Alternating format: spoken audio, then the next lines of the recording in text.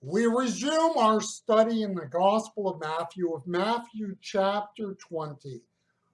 I'm going to be reading verses 25 to 27 from the New American Standard Bible. So, Matthew chapter 20 and verses 25 to 27.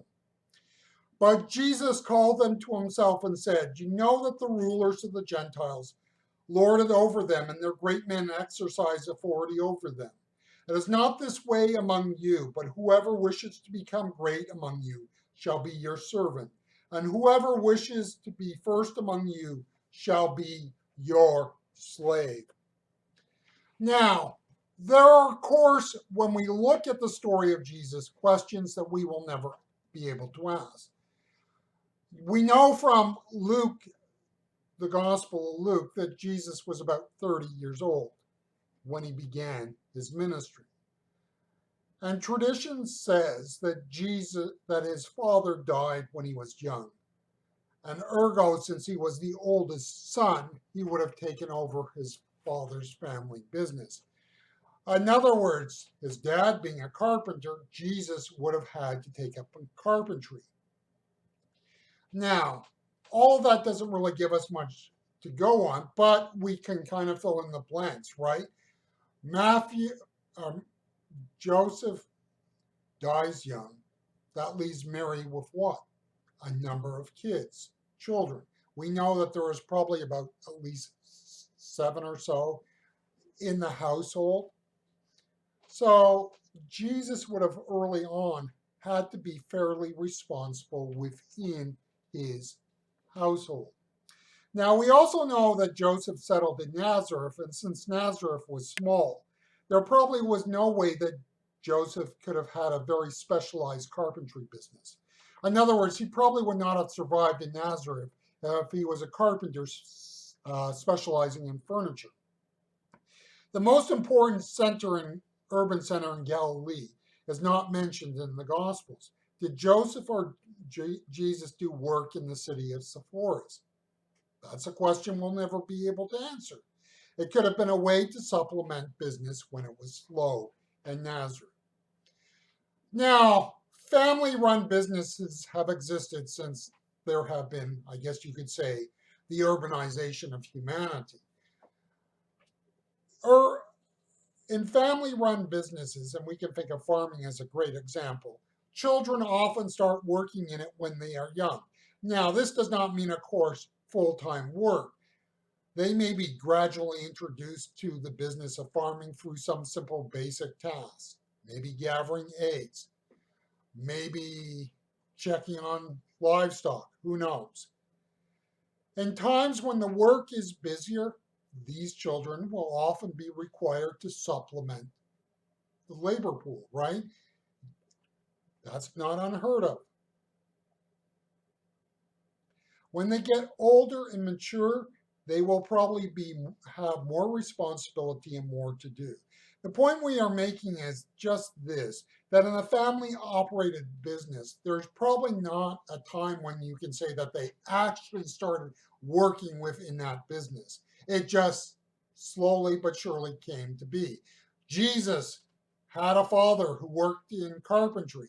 Well, Jesus probably at a young age was helping his dad. Who knows? His dad might have said, you know what? As Jesus was in his studio, workshop, Jesus, can you pick up some of these small boards and bring them here to me? When he was 3, maybe 4 years old. Or maybe a little bit older, Joseph said, you know what? I need you to organize this pile of stuff. Jesus, do this. So what we're trying to get at here is understand that Jesus, when he began his ministry, and according to Luke, the end of chapter 3 and verse 23, that Jesus would have probably had maybe more than 2 decades of working in the workforce. If Jesus was a carpenter like his dad, which seems to be fairly certain, that he would have worked with a variety of people. We mentioned Sepphoris as a potential source of work. In a city like this, there would have been the wealthy elite who would have needed home renovations, touch-ups in their houses, and would have looked to craftsmen, carpenters to do it. This might have been a way in which Joseph supplemented his work in Nazareth.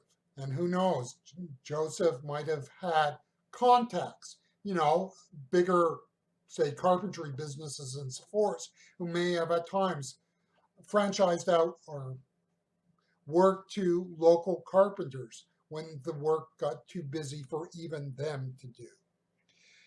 To this, we may add the fact that there were neighbors in Nazareth who needed storage cabinets to be built, or a table to be built, or there might have been somebody who was getting married and needed a house to be framed.